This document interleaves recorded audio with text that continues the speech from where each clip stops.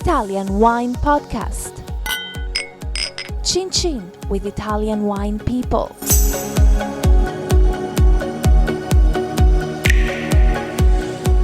Hello, this is the Italian Wine Podcast with me, Monty Waldin. Today, my guest is Jeffrey Porter. Jeffrey is the Beverage Operations Director of the Batali Bastianich Group, which is based in New York City. Welcome. Thank you very much, Monty. Right, let's start at the beginning. How did you get into wine? While I was in college, I needed a job. And as you know, in the United States, to sell wine legally, you have to be 21 years old. And I needed a job. I was 19 years old, and I got a job as a dishwasher at a restaurant because I had no skills whatsoever. So in which state were you in at the time? I was in Texas, and this was in Austin, Texas. And that's your native area, isn't it? My native area. And I'm not going to call you where you were born. We're talking native grapes and all the rest Exactly. of it. That's your native area. And the chef there, it was a family-owned German restaurant, so it was a lot of schnitzels. And the chef's name was Chef Hans. And I think he felt sorry for me because when you're a dishwasher, you smell bad when you get done working because it's hot and it's gross. Yeah, it hasn't changed in your case. No. Small studio. And at the end of every shift, he would give me a glass of wine, and he would tell me the story. My parents drank wine, but they weren't collectors, and they just drank because it was good, I guess. And I became very fascinated about it, and I told my father, I was like, Dad, I'm tasting all these wines that are really interesting. And then one day, I came home to my dorm room, and there was a package for me. It was a big box, and I opened the box, and there was a book by Hugh Johnson, his first book, 1968, Wine. And with it were 12 bottles of wine from around the world. And the note said, read this book, drink this wine, and learn about the world. Amazing. And I went in deep and then worked through the restaurant, became a cook. And then there was a wine shop in Austin, and I really wanted to work there, but I wasn't 21 yet, so I kept hanging out there. And then eventually on my 21st birthday, they offered me a job. It's amazing you had to wait until 21 to join the beverage industry. Mm-hmm. But that was how it was? Yep. And what was the next step? So I was there for about 2 years, and I became a buyer for them. I really wanted to get out of Texas, and I was just trying to think of the way to do it, but I also had this bit of an altruistic streak, and there's an organization called Teach for America where you teach in underserved areas of the United States. And so I wanted to do something more than what I was doing, selling people wine, and I joined Teach for America, and I taught high school in South Central Los Angeles, and that's when I found out my passion was really wine. I love teaching, but I love the stories and history of wine. So after my commitment to there, I moved to the Bay Area in San Francisco, and I became a wholesaler selling wine, but that wasn't enough storytelling. And then by luck's sake, thank God, I got a job I had no right to have at age 25 to be the wine director at a restaurant called Trevina in Napa Valley, and that's when it really took off. So you make it sound all so simple, but it can't have been that simple. I mean, I'm not saying you were lucky, but you've really made the most of, you have a talent for, you've got an incredible memory and a talent for tasting and a talent for dealing with people. What about some of the ups and downs on that initial journey that you made?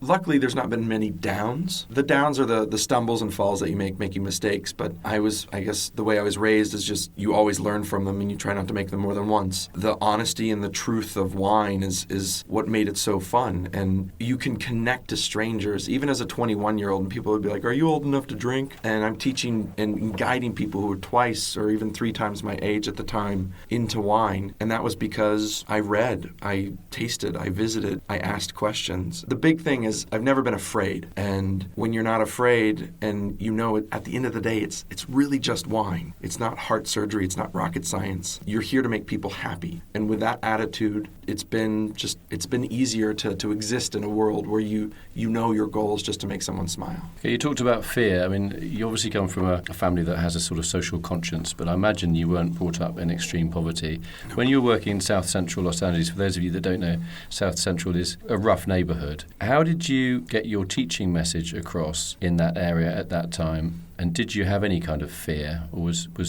actually scared physically? I was never scared physically. I'm a big guy, but for me it's the fear of failure. And it was the fear of failing the students, because I was a novice. Being a teacher is extremely difficult. I love teaching. The thing that drew me to wine was being able to teach the stories, and I loved talking to the students to hear their experiences and then share my experience and maybe combine their life experience with my life experience for a path that they may see as a way to achieve what they want to achieve. It was the hardest thing I've ever done in my life because I was in a place that I had no cultural connection to, a different state, a different socioeconomic class, that I had to learn a lot and learn really quickly. But through empathy, through happiness, and through passion, To this day, I'm in touch with some of my students, and it's almost 20 years. That's great. And a lot of them are very, very successful. Well done. Okay. So you went from Los Angeles teaching to the Bay Area, first job in wine. What was the next step? So while I was at this restaurant in Trevina, in the heart of Napa Valley, I was able to touch producers, touch wine. I dabbled in winemaking. In 2004, I bought 2 tons of Syrah and had a friend of mine who was a winemaker help me go through the whole process of from picking to bottling. Was that a didactic thing for you then? Or did you actually think that you were going to start becoming as big as, say, Gallo and, Porter, Jeffrey Porter on the front label? It was, one of the ideas was to see if I wanted to maybe move in that direction. But for me, I also took it as didactic. Like, if I want to be able to tell the story of wine, I really need to see it and feel it from beginning to end. Yeah, I'm 100% with you on that. And it's still, I haven't made wine since. I've attended harvest, I've worked harvest, but not in such a 2-year process of picking the grapes, crushing it, punching it down 3 times a day for 2 weeks by myself with huge blisters on my hand, leaving the restaurant to go punch down, working service, then going back at midnight to punch down again, and then putting it barrel and smelling and being like, oh my God, I just ruined this wine. What the hell's wrong with me? And they're like, be patient. And I think that's been the lesson of wine. You have to be patient about everything. Be patient with the guests, be patient with your staff, be patient with yourself, be patient with the wine, and they will give you what you need. And with your podcast host. Was the wine any good? It is. I was surprisingly I still have some wine. I was really going, at the time, so one of my favorite producers is in Crow's Hermitage, Alain Graillot. And so I did 1 ton whole cluster with the rakuses and all, and 1 ton whole berry. Rakuses is the stems. And at the time in 2004, limited sulfur. I didn't know about native yeast then, so we used a Hermitage strain of yeast, and it came out good. The alcohol, it's like 14%, but for Napa Valley Syrah, it's not that bad. Okay, so winemaking in California. Next step? So my girlfriend at the time, who's now my wife, she couldn't find steady work in Napa Valley because she's not in the wine industry. And it's kind of an insular place because it's all about one thing and one thing only, and that's wine, which is kind of boring within itself. So we moved to San Francisco, and I was looking for jobs all over the country, trying to be a sommelier at fancy restaurants, and I didn't get a job. Why not? If you'd worked at Trevina, surely that's a pretty good calling card. I thought it would be, but I think maybe my ho-hum Texan demeanor didn't go over well with some of the fancy restaurants I applied with. But I was lucky enough. There was a small family-owned grocery store company called Andronico's Market in the Bay Area, and they wanted to change their wine program and make the wine shops in their grocery stores more feel like a wine shop with dedicated wine people in them, kind of sommelier-esque. And so I was tasked with redoing the program there, and I did that for 4 years, and it was great. And I was able to, my favorite thing that I ever did there is we did a private label wine that was biodynamic Cabernet Franc and Terrain Sauvignon and sold it for $10.99. And we did 1,000 cases in 1 month. Must have flown out. It was amazing. And it was so cool to see people at a grocery store buy biodynamic Cabernet Franc in 2006. So I did that till 2009. I really missed the restaurant industry. And this whole time I was moving through the Court of Master Sommelier program, sat for the advanced somm in 05, didn't pass, and then sat again in 08 and then passed. And then was like, okay, I'm going to go for the masters. But I needed to work on the floor of a restaurant. And so a friend of mine said, hey, there's this restaurant group in LA run by this woman named Nancy Silverton who's partnered with Mario Batali and Joe Bastianich. Would you be interested? And I was like, yeah.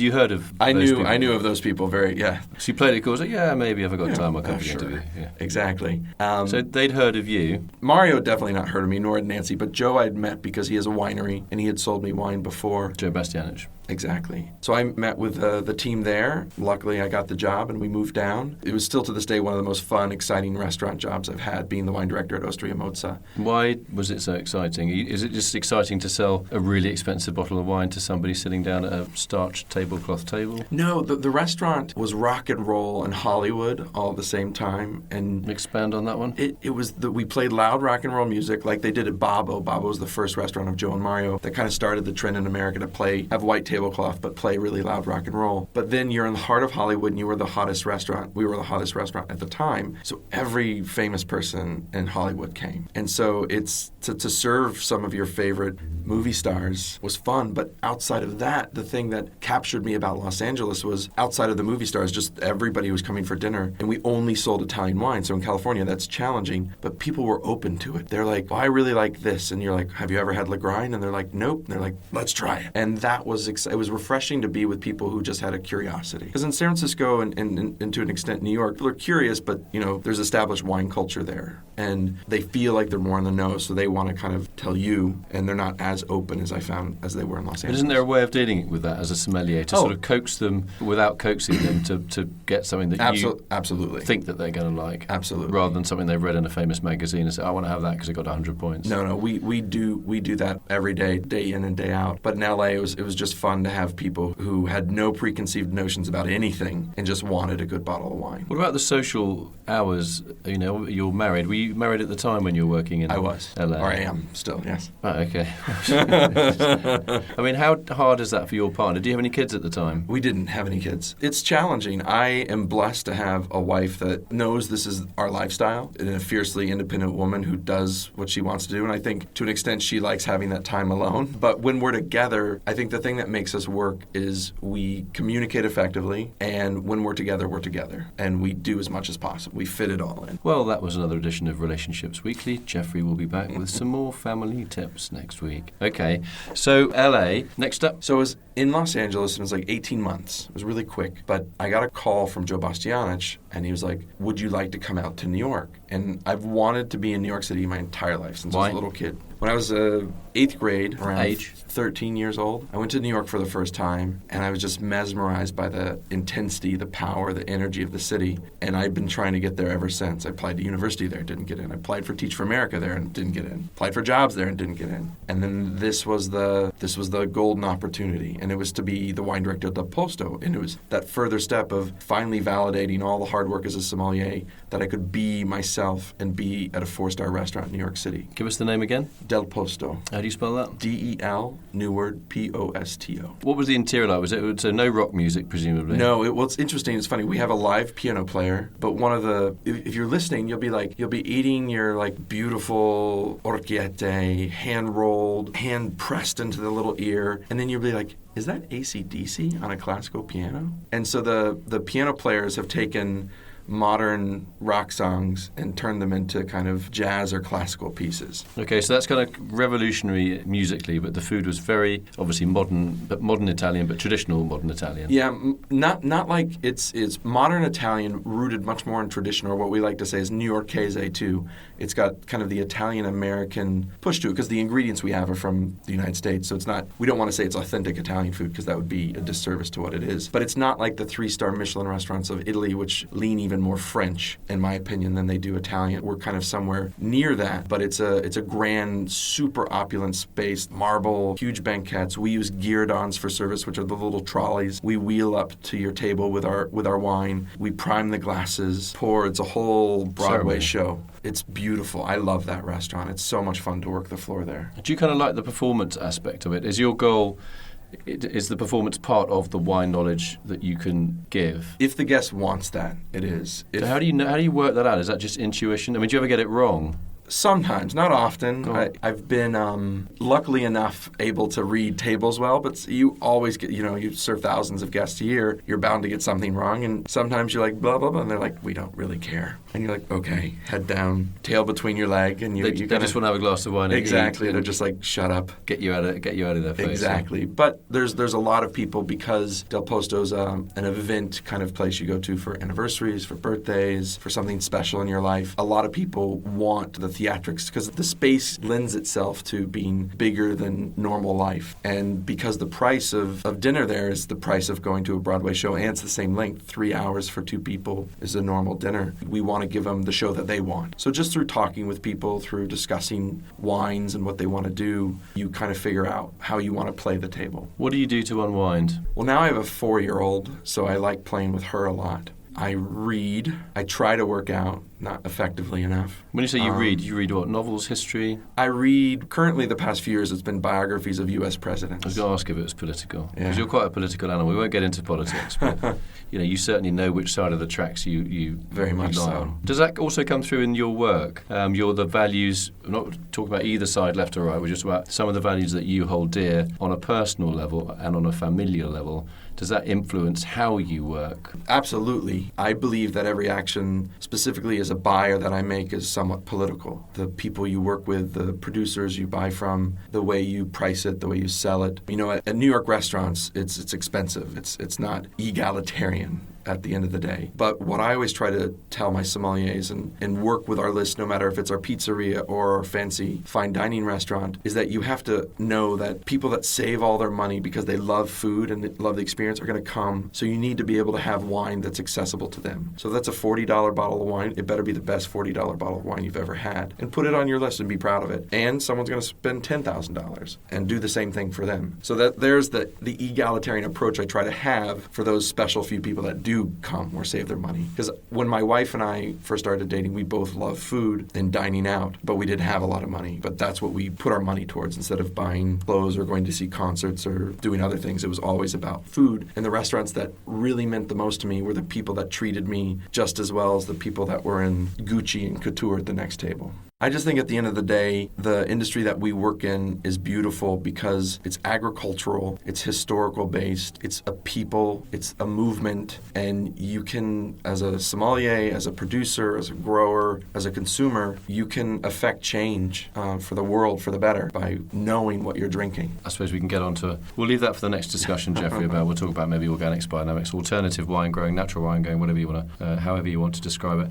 Just want to say thanks very much to my guest today, Jeffrey Porter, Beverage Operations Director of the Batali Bastianich Group in New York City. Fascinating to talk to you. Thank you. You know, I hold you in very high regard as a wine professional. And it's very easy in wine to confuse knowledge with professionalism, and you have both. So thank you very much. Well done, you, and humility as well, which is very nice. I should learn to try someday. Oh, yeah. You're good at it. I just want to say how much I like Monty. No, you can't say that. Just send the check. It's easier. Oh. And we don't have to talk about that publicly. Thanks very much to my guest today, Jeffrey Porter. A real pleasure to have you on the show. Love listening to your personal history and your views on wine. And it's always nice to talk to somebody who combines a ridiculous amount of knowledge with a large amount of humility. Thanks a lot. Thank you. Grazie. Follow Italian Wine Podcast on Facebook and Instagram.